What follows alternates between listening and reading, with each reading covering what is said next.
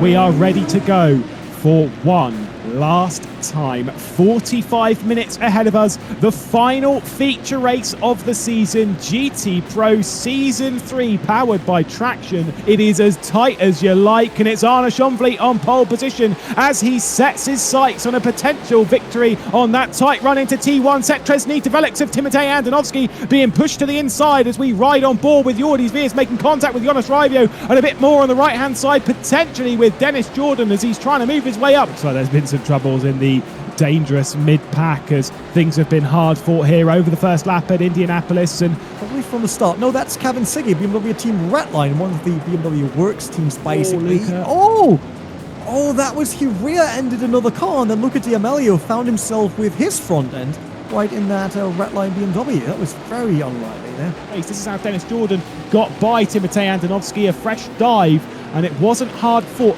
Yeah, I mean, I personally don't think there should be any sort of cap on that, as we're seeing. There we go, Red Bull Racing switching positions as Alex Siebel gets by. Let's take a look at what happened. There you go, you can see how early he lifts. That is a smart move from Yuri Kasdorp. Yeah, it seems like he's a bit quicker than everyone around him, but he needs to make a pass. Now, going up the inside, there's a bit of rubbing, and I think...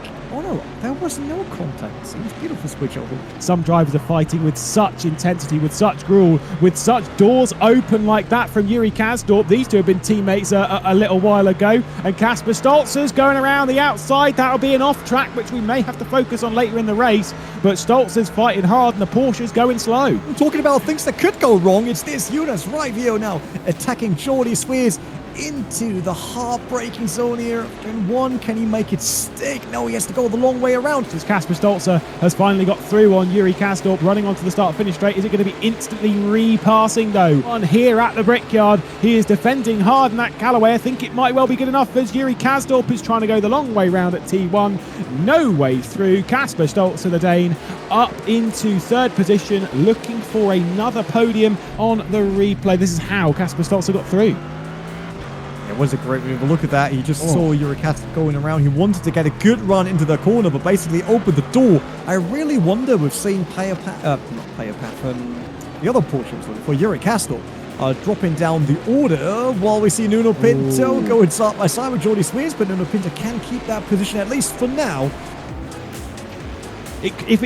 It's going to be such a hard decision as we're seeing the drive between Andonovski and Jerne Simoncic. Has something happened to Andonovski? Because he's dropped down quite a lot.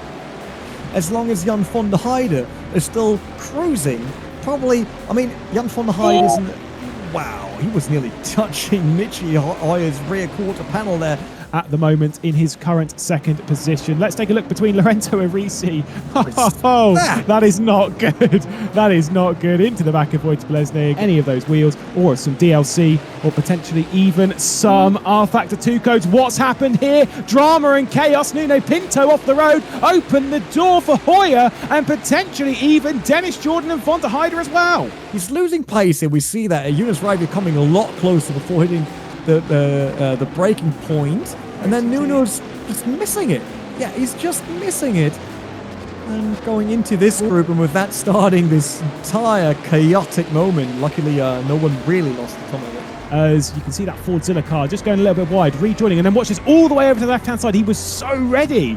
And then, of course, makes a little bit of contact with the back of Michi Hoyer and around the outside. Pressure from Jerne Simoncic behind if he can close in. There's Kasper Stolzer. Still no move done. Still Alex Siebel hanging on. Is it going to be the same, though, for Dennis Jordan behind? No ability to pass the R8 of Michi Hoyer. Let's take a look at the replay as Kasper Stolzer will dive to the inside of turn one. There's the curb, makes contact, but that move was tight. This is what happened to Timotej Andonovski. This is running down the backstretch. Oh, as there's the inside, and that's one of the BMW Team GB cars that sent him for a spin and spinning away and to the back of the field. The BMW will be on the inside. You see that here, it was very late. Not really up to the quarter panel, actually. I think he hit him on the tyre on the rear, and then he sends both spinning. 18 rounds in total of GT Pro, all of them highly dramatic, continuing in that form as Kasper Stolzer is spun around and is waiting. That is painful. Heads up driving though to be that patient. That is